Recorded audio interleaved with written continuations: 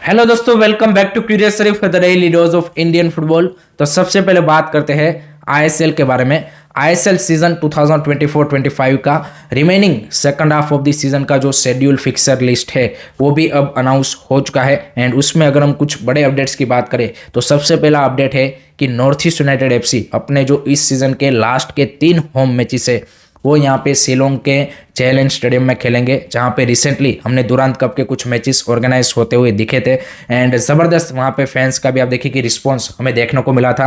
Recently stadium renovate हुआ है, pitch की क्वालिटी भी ज़बरदस्त है, प्रॉपर फुटबॉल स्टेडियम है, तो व्यूइंग एक्सपीरियंस भी भाई ज़बरदस्त आता है। एंड आई थिंक शिलोंग में या फिर मेघालय में जो फुटबॉल फैंस है उसके लिए भी ये बढ़िया खबर है कि भाई आईएसएल उनके सिटी में या फिर उनके स्टेट में ऑर्गेनाइज हो रहा है। एंड नॉर्थ ईस्ट जैसे उनका नाम है नॉर्थ ईस्ट यूनाइटेड एफसी, तो उसको सच में आई थिंक मैनेजमेंट ने इस सीजन जिस तरह से जो चेंजेस किए हैं एंड सिर्फ गुवाहाटी में मैच ऑर्गेनाइज ना करते हुए उन्होंने इस बार शिलोंग में भी जो मैच ऑर्गेनाइज करने का डिसीजन लिया है, I think that's the you can see की गुड न्यूज़ या फिर great thing from the club's perspective also. So देखते हैं किस तरह से फैंस आईएसएल के मैचेस को यहाँ पे एक्सपीरियंस करते हैं, कितने नंबर्स में टर्न अप होते हैं। आई थिंक डेफिनेटली फैंस यहाँ पे काफ़ी ज़्यादा नंबर्स में आएंगे मैच देखने। एंड तीनों इंटरेस्टिंग मैच है नॉर्थ ईस्ट यूनाइटेड एफसी के, ये जो शिलोंग में खेले जाने वाले हैं against Mumbai City FC, Bengaluru FC and East Bengal. तो आई थिंक फैंस के लिए भी एक बढ़िया एक्सपीरियंस होने वाला है। सो एक और स्टेडियम या फिर एक और वेन्यू आप बोल सकते हैं कि आईएसएल की जो लिस्ट है उसमें यहाँ पे ऐड हो चुका है। लेट मी नो गाइस, आपके क्या ओपिनियन है इसके बारे में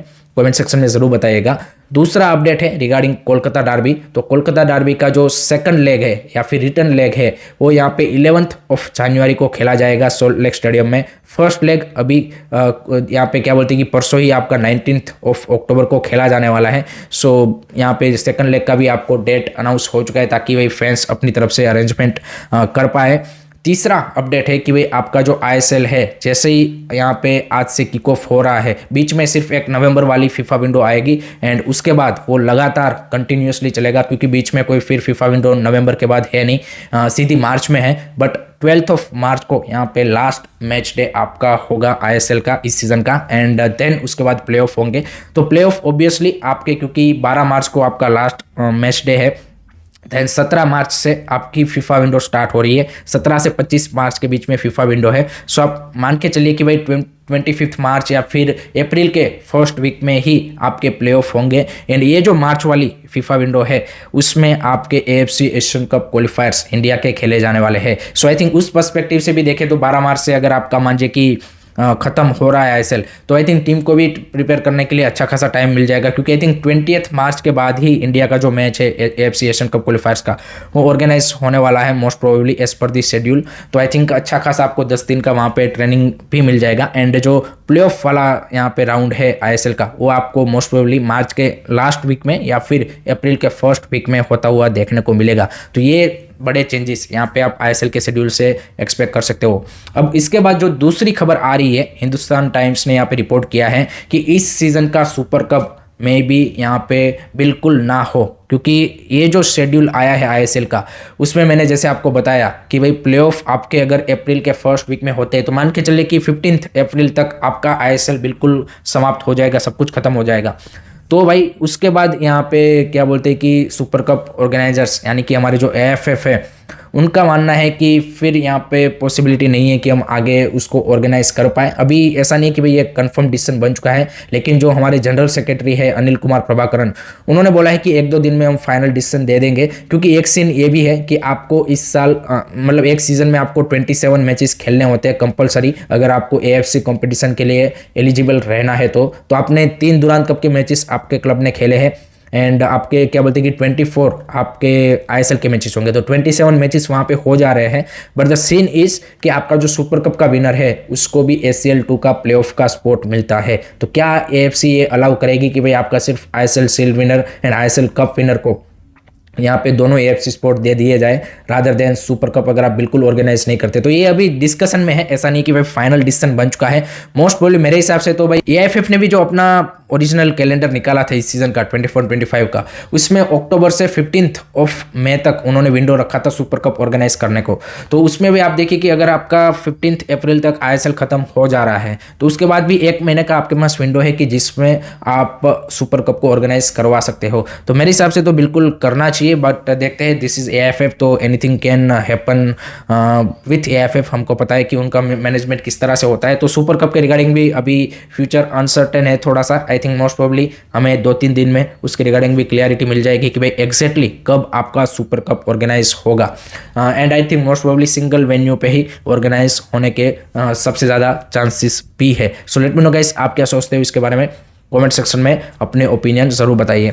अब बात करते हैं आईएसएल के करंट यू कैन से कि मैच वीक के बारे में, जो कि आज से किक ऑफ हो रहा है 5th गेम वीक।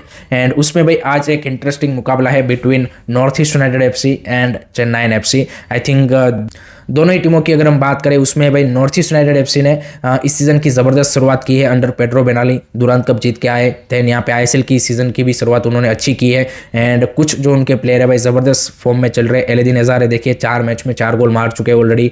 नेस्टर एलबीएच is in good form.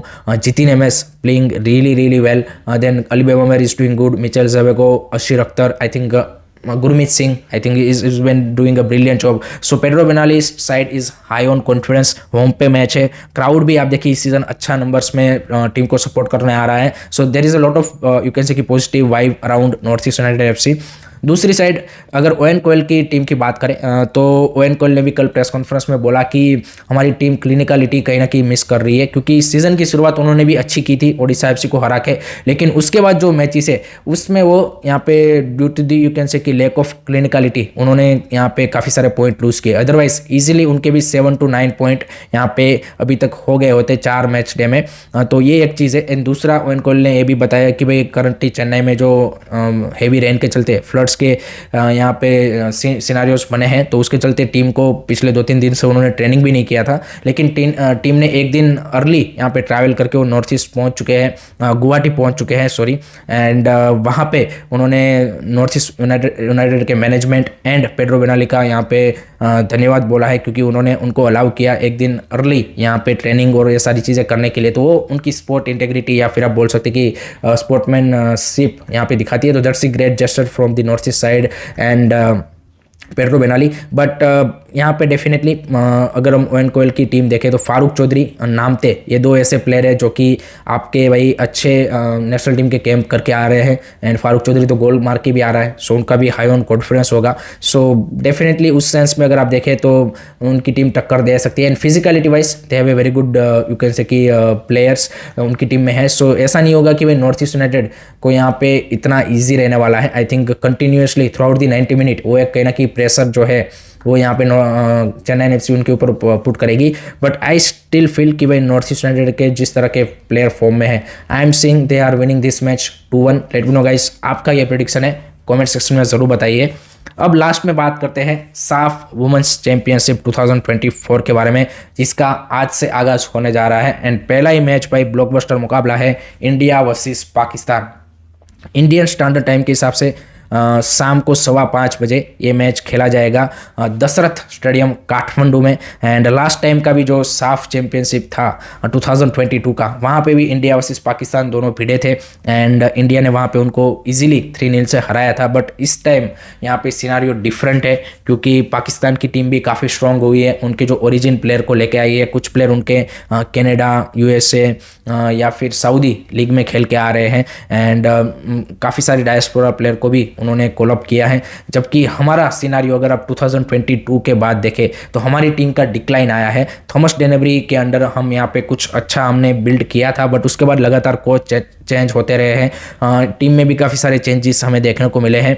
And recently Goa में 3 वीक का हमारी टीम का ट्रेनिंग सेशन हुआ है। संतोष कश्यप हमारे यहाँ पे न्यू हेड कोच है। सो देखते हैं कि किस तरह से टीम उनके अंडर परफॉर्म करती है। एंड गोवा में जो 3 वीक का ट्रेनिंग सेशन था उसमें उन्होंने 1-2 प्रैक्टिस मैचेस भी खेले हैं अगेंस्ट एफसी गोवा की जो अंडर 15 मेंस की साइड है उनके सामने। तो वहाँ पे एक मैच उन्होंने ड्रॉ निकाला था, एक मैच वो हार गए थे। तो काफ़ी सारे लोग इससे सरप्राइज्ड है, बट ये होता है। अगर आप मेंस एंड वुमेन्स का फुटबॉल अगर आप देखें, यूरोप में भी इस तरह से होता है। जर्मनी में जब जर्मनी की अंडर 15 बॉयज़ साइड के सामने आपकी वुमेंस टीम खेलती है तो वो भी मैच स्ट्रगल करती है। यूएसए में भी ये देखने को मिला है। तो जब मेंस की चाहे भले ही यूथ साइड हो एंड सामने आपकी वुमेंस की सीनियर साइड हो, but due to that you can say कि फिजिकलिटी फैक्टर या फिर वो जो एक है उसके चलते आपको उतना डिफरेंस देखने को मिलता है। तो आई थिंक प्रैक्टिस भी उन्होंने की हुई है। एंड आशालता देवी का भाई ये यहाँ पे 100th मैच होने वाला है नेशनल टीम के लिए। And she becomes the first ever player to play 100 matches for national team. तो that's the great achievement for Ashalata Devi. And बाकी देखते हैं बाला देवी की वापसी हुई है, मनीषा कल्याण कैसे परफॉर्मेंस देती है, ज्योति चौहान, अंजू तमांग। तो आई थिंक हमारे जो स्टार प्लेयर है वो भी टीम में फिर से वापसी कर चुके हैं या फिर रिसेंटली इन एंड आउट थे तो वो भी अब आ चुके हैं। सो आई थिंक पाकिस्तान के सामने एक ज़बरदस्त बैटल तो देखने को मिलेगी। एंड इस मैच को आप लाइव देख सकते हो फैन कोड के ऊपर, जहाँ पे आपको 49 रुपीज़ के पास में पूरा साफ चैंपियनशिप देखने को मिलेगा। एंड इंडिया का अगर आपको सिर्फ मैचेस देखना है देन 29 रुपये का पास है, तो इसके चलते आप वहाँ पे मैच लाइव देख पाएंगे। सो लेट्स सी इंडिया किस तरह की परफॉर्मेंस देती है। डेफिनेटली यहाँ पे जीतना चाहिए इस सीज़न का साफ चैंपियनशिप, बिकॉज लास्ट टाइम तो हम हार गए थे। बट नेपाल, बांग्लादेश, पाकिस्तान, इन तीनों टीमों ने भाई इंप्रूव किया है। So it's not going to be easy at all कि भाई हमारे लिए उतना यहाँ पे कोई भी चीज़ ईजी नहीं रहने वाली। सो लेट्स सी किस तरह की टीम परफॉर्मेंस देती है। So that's it from my side guys regarding today's Indian football news. I hope कि आपको वीडियो पसंद आया होगा। Keep supporting Indian football, don't forget to like, share and subscribe curious study. जय हिंद, जय भारत।